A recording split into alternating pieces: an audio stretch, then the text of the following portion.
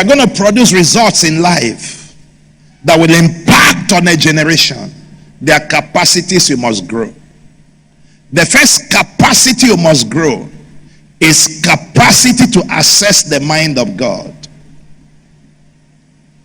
Capacity to access the mind of God. If you don't grow in that capacity, your journey of life will be very challenging. Everybody here, please listen to me. Can you all please look up here? You see, many times we go to church for the social experience of church. And many times when people are teaching us in church, we think that just saying that because that's what they are expected to say as pastors. We don't actually take messages as preparations for the exams of life. But a day is going to come to you when you'll be taking the tests of life. You will sit in that exam and life will challenge you. And that's when you will know whether you learned anything in the house of God or not. It's what we're talking about when we're speaking to you right now about the kingdom principles of finances. It won't matter to you until your business begins to go down. And they start looking for pastors to lay hands on you. And they're not laying hands. I was teaching in Yenegua, I think maybe Friday last week. Friday last week. So I made a comment. I said, when I was a younger pastor, I noticed that people come to church, new believers. You walk out to the pulpit in a crusade, in a service, you minister. The power of God moves. And you see people popping out and giving immediate testimonies of healings and deliverances and all kinds of things. And these are people that just came to church. And you're asking, but there are people in this church that have been in this house for 5 years carrying the same issue and they were not healed.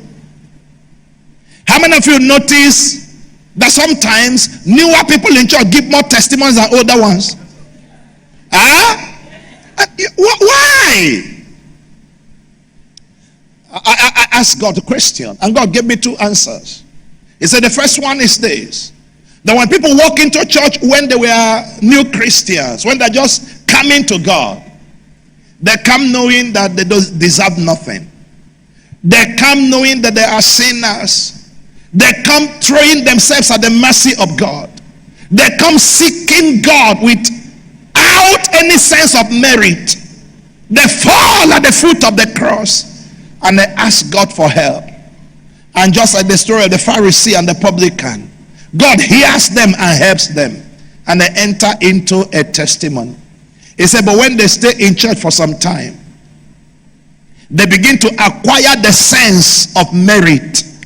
They begin to have the sense that they're working now to deserve the blessing. Their tithe qualifies them. Their holiness qualifies them. Their prayer ability qualifies them. They begin to believe that somehow or another they are good enough to get what God is giving.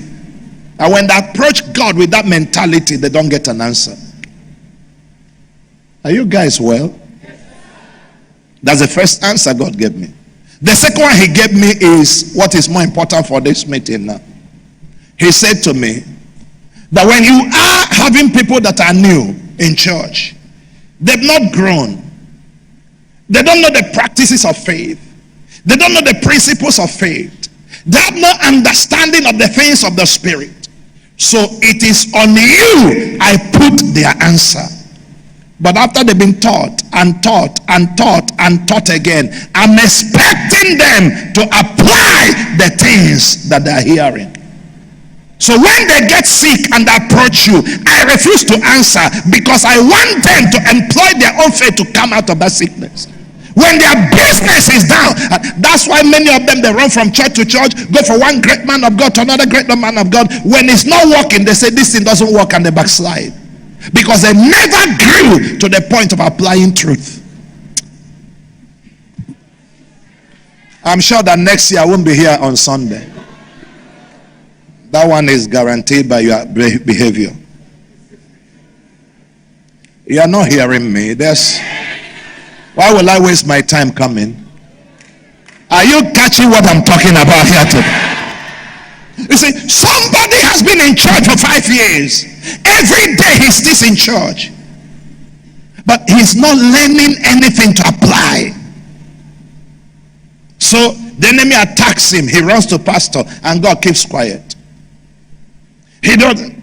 So I say to God, then what do I do in situations like that, for people like that? He said, when they come, don't pray for them, give them instructions and give them assignments. So when they come, send them on a fasting, give them a Bible verse, tell them this is what to confess, tell them this is what to go, give them 21 days to go through that, and then call them back again, and you see that their answers has come. Why? They've come to apply the truth they know.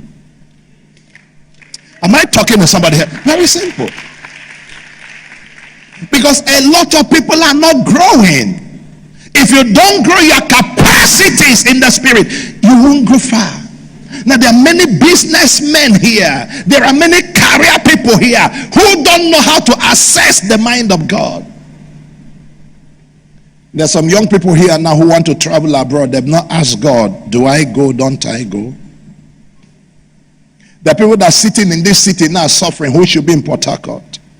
There are those who are in Port Harcourt who should be in Enugu. Their answer lies there than in another place. We hope you've been blessed by the word of God today. Don't forget to like, subscribe, and share so that you'll be notified whenever we have any new content coming up. Remember to stay edified. We love you and God bless you.